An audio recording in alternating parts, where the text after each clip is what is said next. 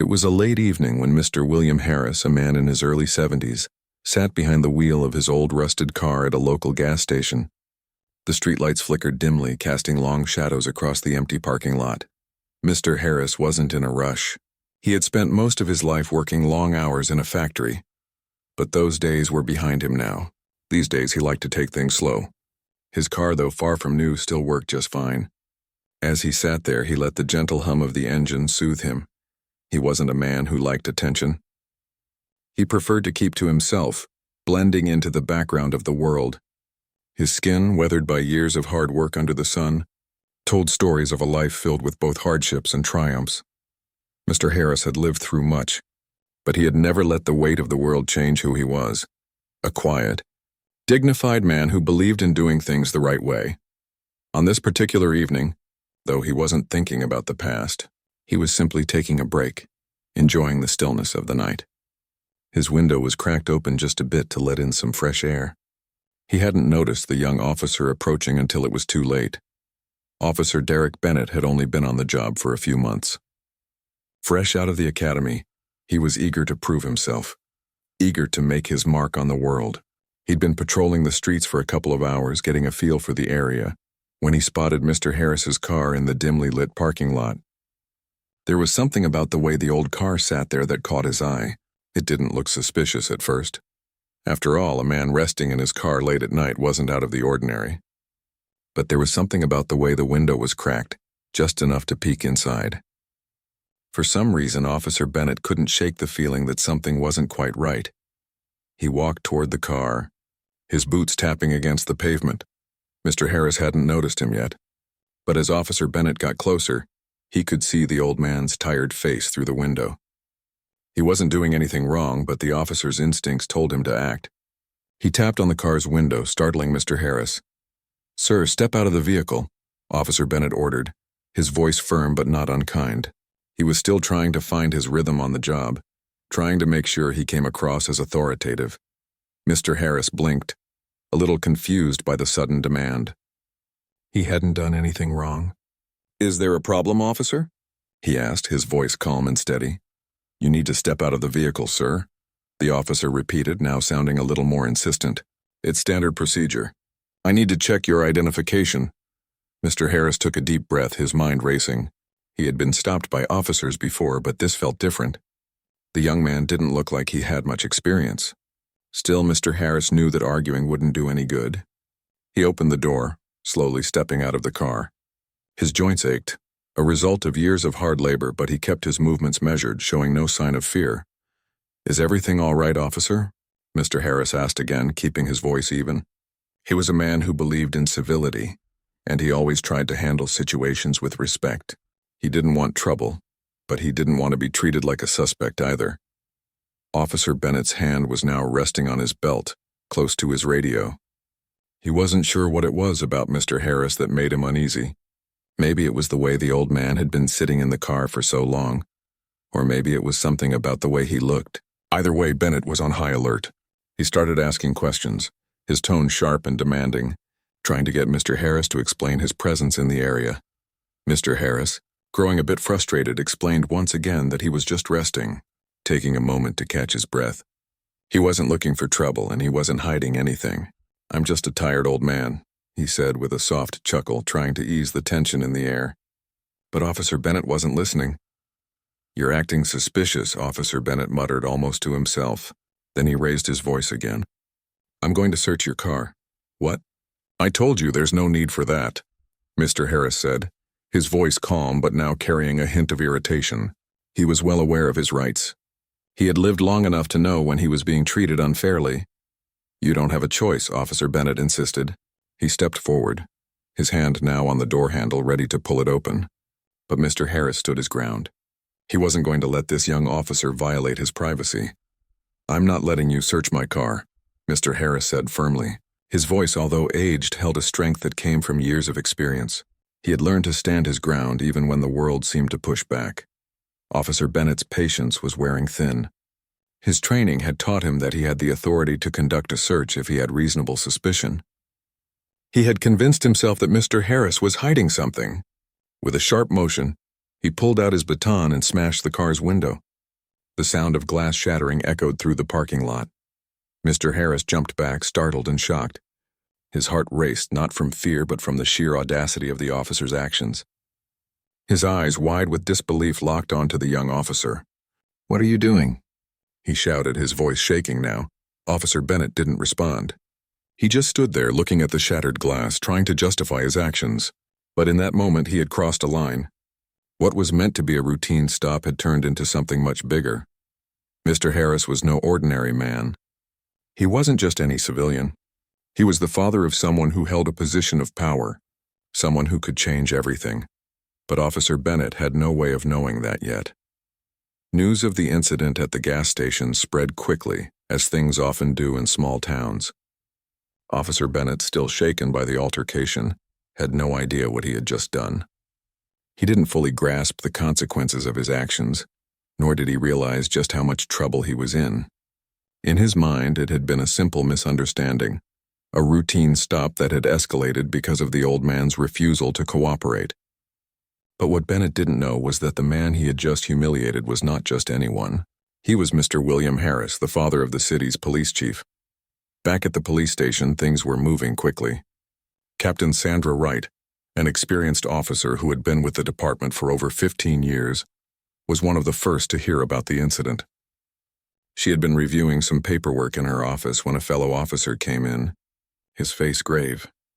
"Captain, you need to hear this," the officer said, looking over his shoulder as if making sure no one else could overhear. "There's been an incident." Captain Wright's brow furrowed. "What kind of incident?" she asked, leaning forward in her chair. "It's Officer Bennett," the officer said, lowering his voice. He smashed a man's car window. The man didn't do anything wrong. Just a routine stop, but it went way too far. The thing is, the man he stopped, he's the father of Chief Harris."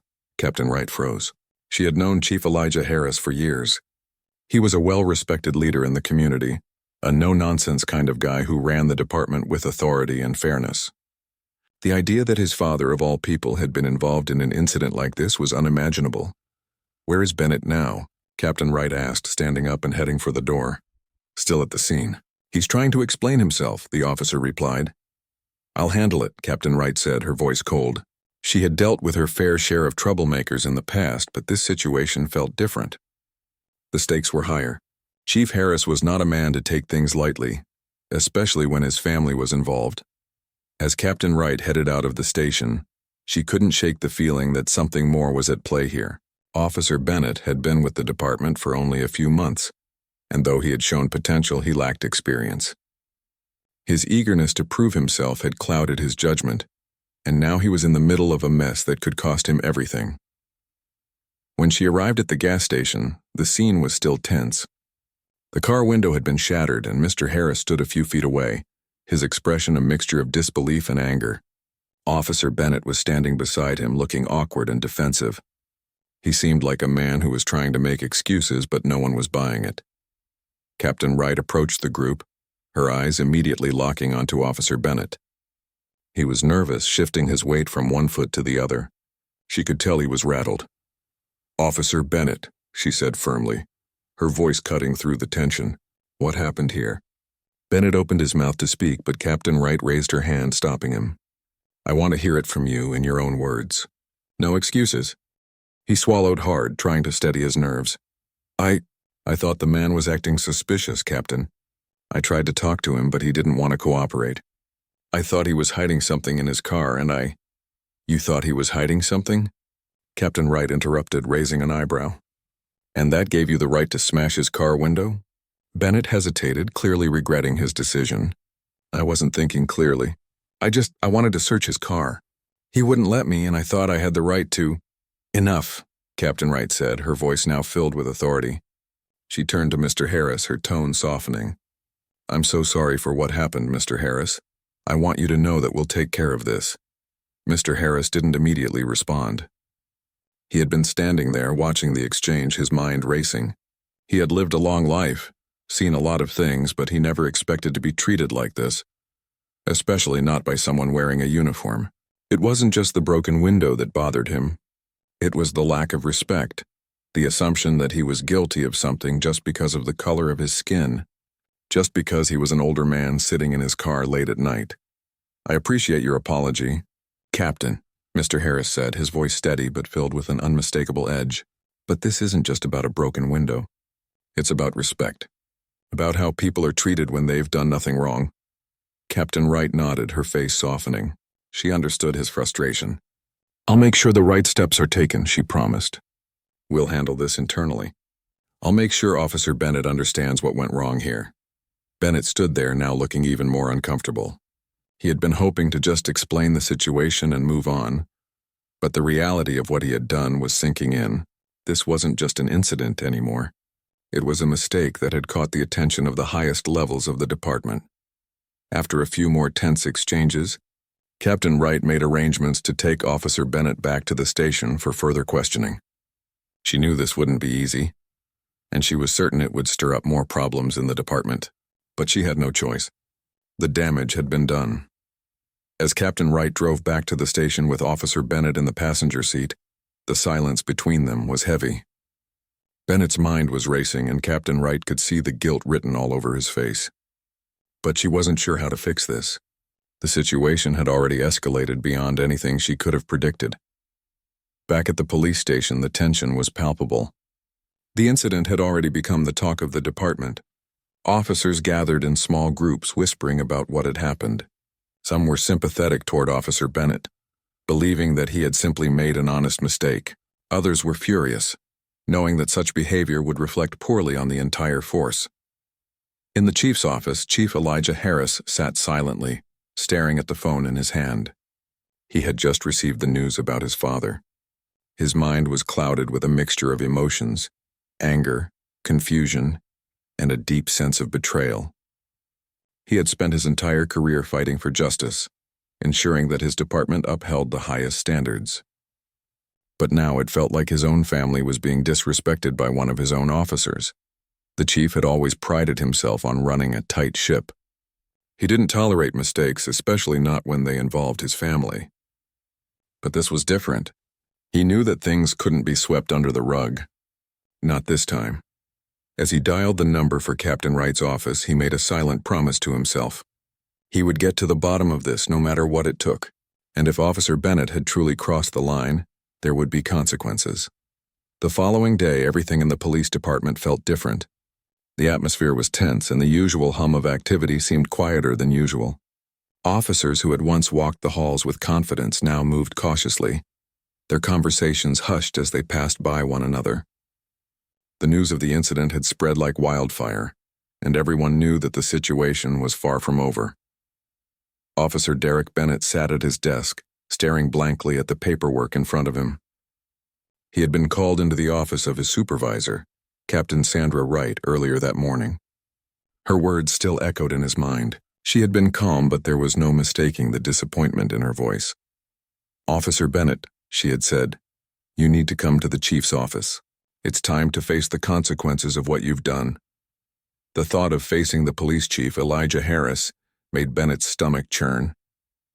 He had heard stories about the chief's no-nonsense approach, how he had earned the respect of the department through years of hard work and dedication. But those same stories also spoke of his ability to be ruthless when things went wrong. Bennett had no idea how this meeting would go, but he could already feel the weight of his mistake pressing down on him. As he walked to the chief's office, his nerves grew even more intense. The hallways felt colder, and each step seemed louder than the last. He couldn't help but wonder how things had gone so wrong. It had started as a simple stop, a routine check, but now it had turned into something much bigger, something that threatened his career. When he finally reached the chief's office, he hesitated for a moment outside the door. The tension in the air was thick, and he wasn't sure if he was ready for what awaited him inside. Taking a deep breath, he knocked softly, his hand trembling slightly. "Come in," came the firm voice of Chief Harris. Bennett opened the door and stepped inside.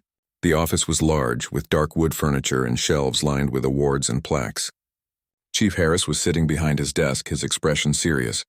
He didn't immediately look up, his eyes focused on a file in front of him. "Officer Bennett," Chief Harris said, his voice steady but carrying the weight of authority. "Have a seat." Bennett sat down, his hands sweating. He tried to steady his breath but found it hard to focus. The room felt too quiet, the only sound being the faint ticking of a clock on the wall. "I've been briefed on what happened," Chief Harris continued, still not looking directly at Bennett. "I understand you were involved in an incident with my father, Mr. William Harris." Bennett nodded, though words caught in his throat. He had rehearsed an apology 1,000 times, but now that the moment had come, he couldn't find the right ones. "Sir, I didn't mean to. I didn't mean for it to go this far," Bennett stammered. "It was just a mistake. I thought he was hiding something in the car, and when he didn't let me search it, I made a bad call." Chief Harris finally looked up at him. His eyes were calm, but there was a sharpness in them that made Bennett feel like a child caught in a lie. "A bad call," the chief repeated, his tone even. "You smashed the man's window, Officer Bennett. You don't just get to call that a bad call. You disrespected my father." Bennett's throat tightened. He wanted to explain, to make the chief understand that he wasn't a bad person, that he hadn't meant to hurt anyone. But the more he thought about it, the more he realized just how serious his actions had been. He had crossed a line, and there was no taking that back. "I'm sorry, sir," Bennett said, his voice barely above a whisper. "I should have handled it differently." "I know that now." Chief Harris didn't speak for a moment. He sat back in his chair, his fingers steepled in front of his face as he observed Bennett. The silence between them stretched on, heavy and uncomfortable. Finally, the chief spoke again. "You're a young officer. You're still learning, I understand that. But you've got to understand something. When you wear this badge, you represent more than just yourself.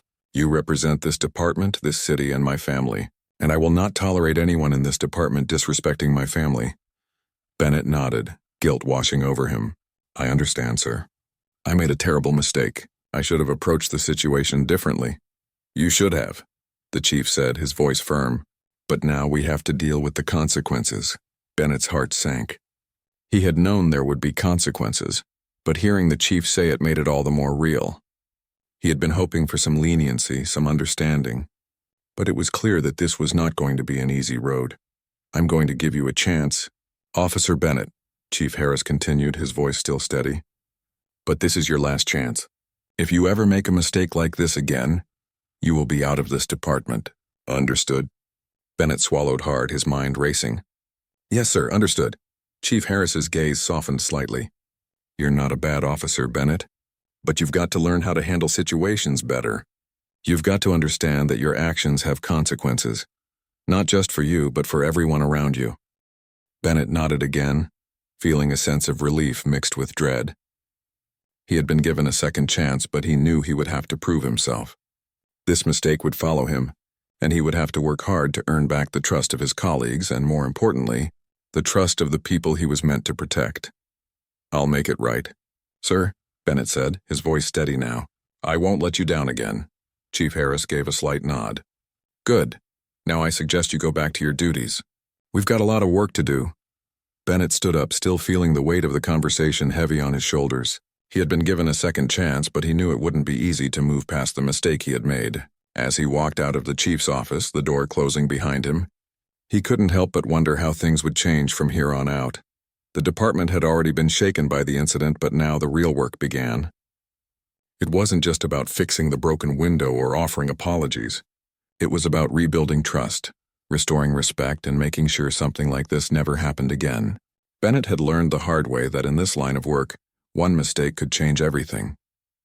As he walked down the hallway, he felt a sense of determination. He had a long road ahead of him, but he was going to make things right. He had to, for his own sake, for the department, and for Mr. Harris, and for the reputation of the man who had given him a second chance.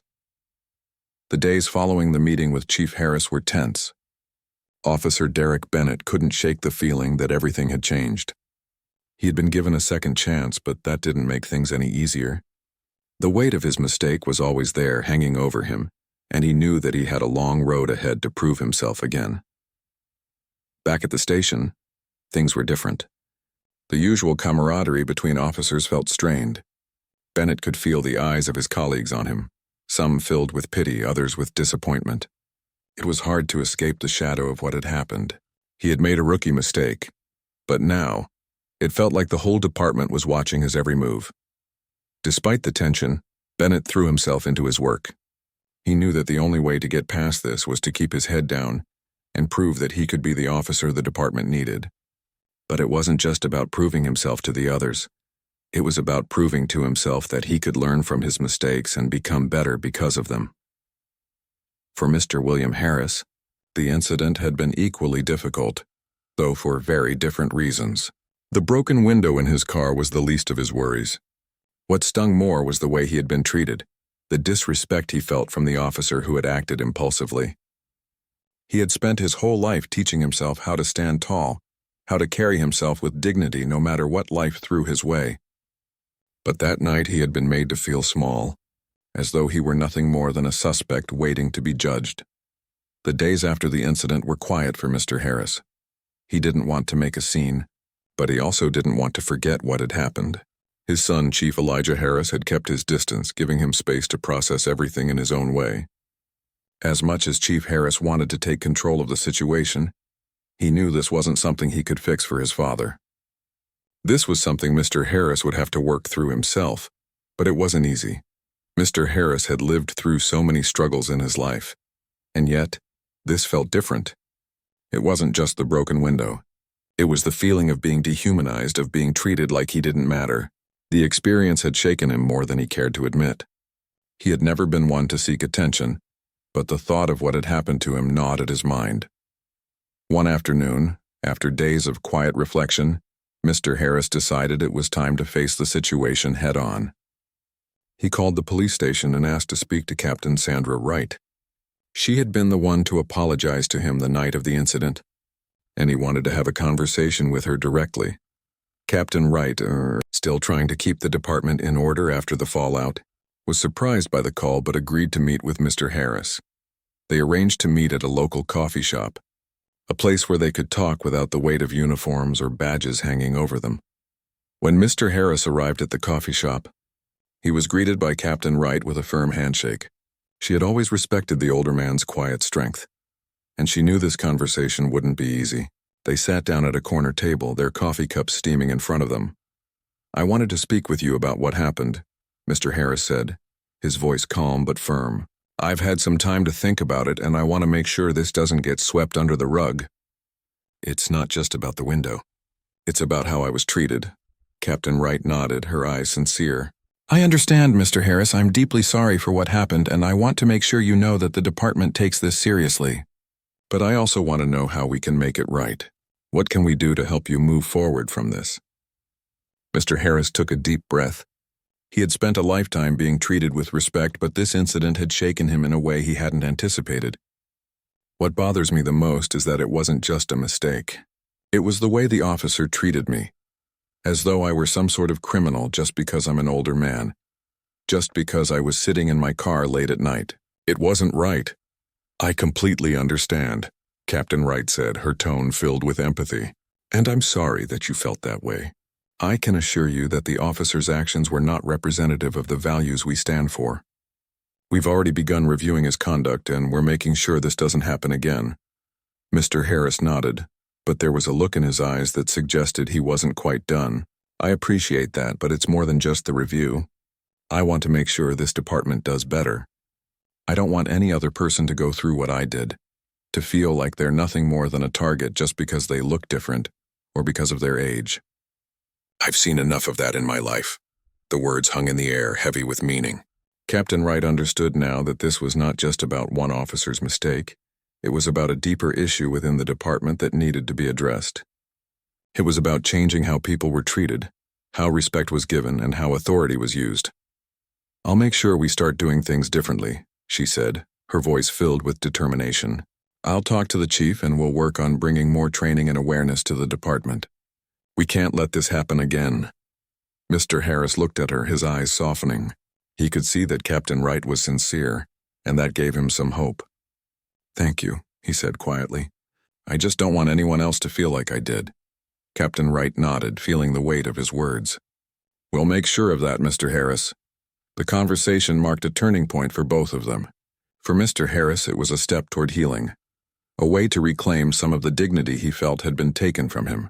For Captain Wright, it was a wake-up call, a reminder of how much work needed to be done within the department, not just in terms of policy, but in terms of how they treated the people they were meant to serve and protect. As the conversation ended and they both stood to leave, Captain Wright made one final promise. "I'll make sure that Officer Bennett is held accountable. But I also want to give him a chance to learn from this, to grow. He made a mistake, but he can still be a good officer." Mr. Harris gave a small smile. "I don't want him to be punished for the rest of his life. I just want him to understand what he did wrong and to do better." With that, they parted ways, each of them carrying a renewed sense of purpose.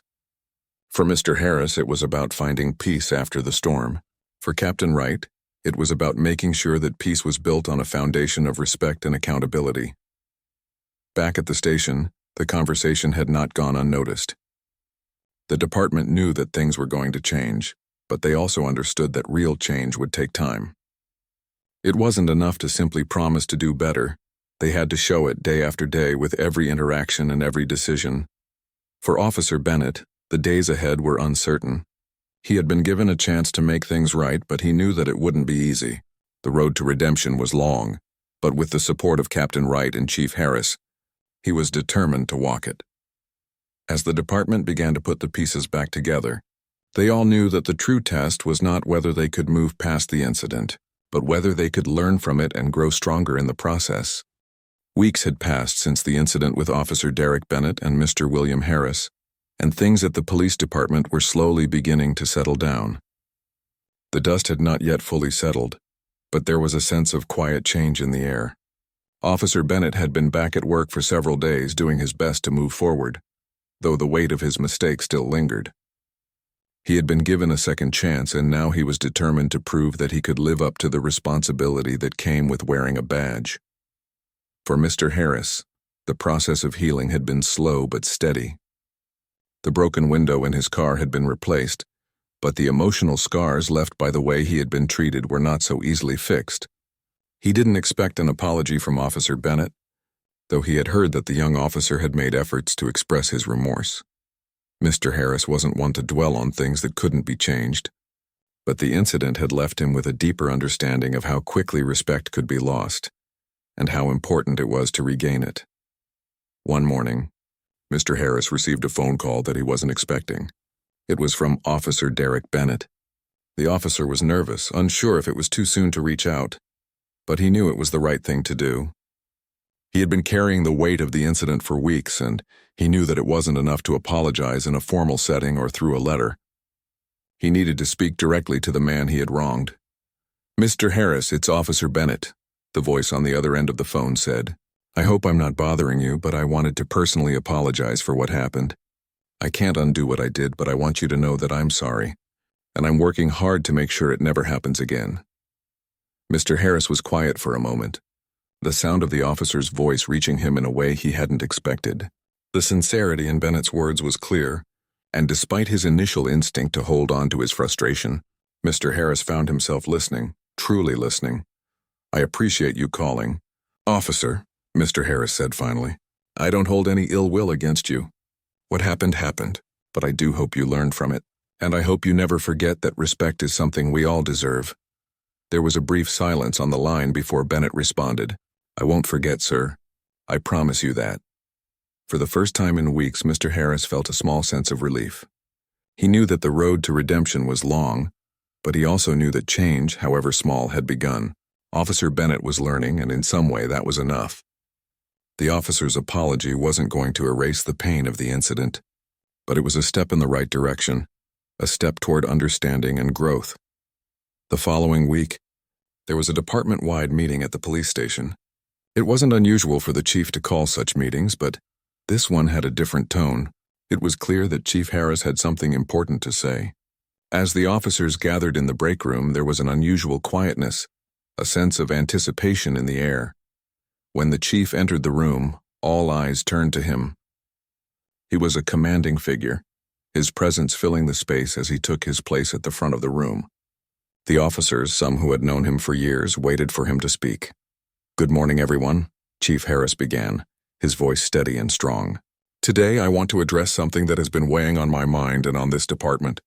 A few weeks ago, one of our officers made a serious mistake. Officer Bennett, come on up." There was a murmur in the room as Officer Bennett stood from the back and walked to the front.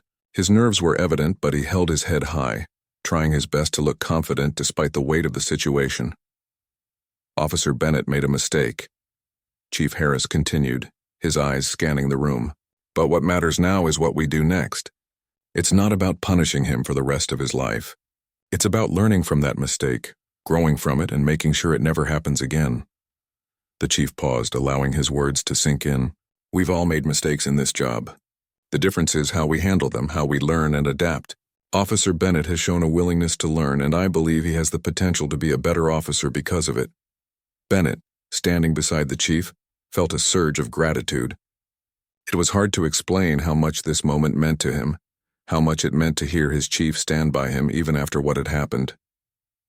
I've already spoken with Officer Bennett, Chief Harris continued, and we're implementing additional training for all officers to ensure that we are serving the community with the respect and professionalism they deserve.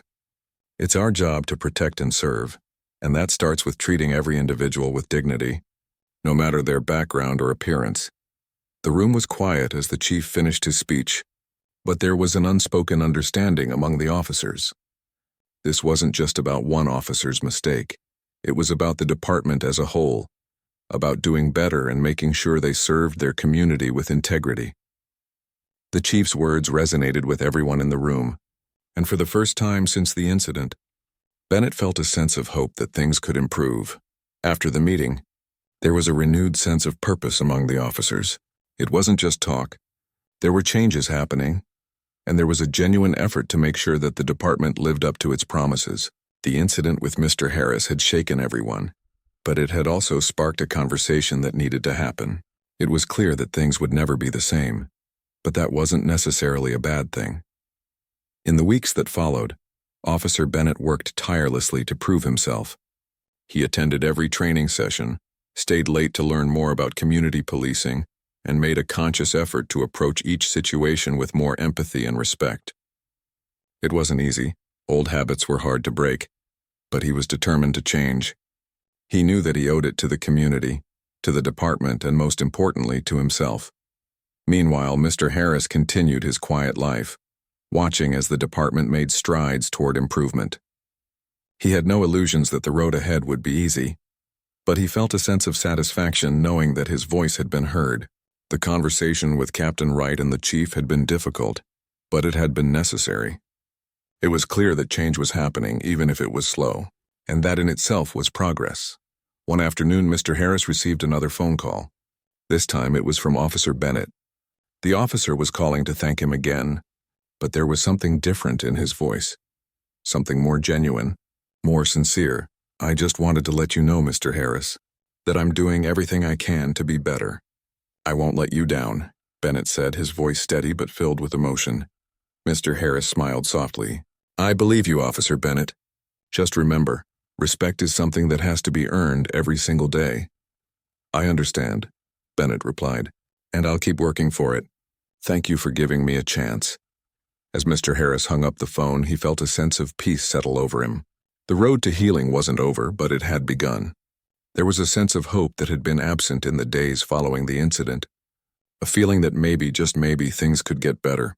In the end, it wasn't just about the broken window or the mistake made by one officer. It was about the lessons learned, the conversations had, and the steps taken toward making the department and the community stronger. It was a reminder that change, while often difficult, was always possible.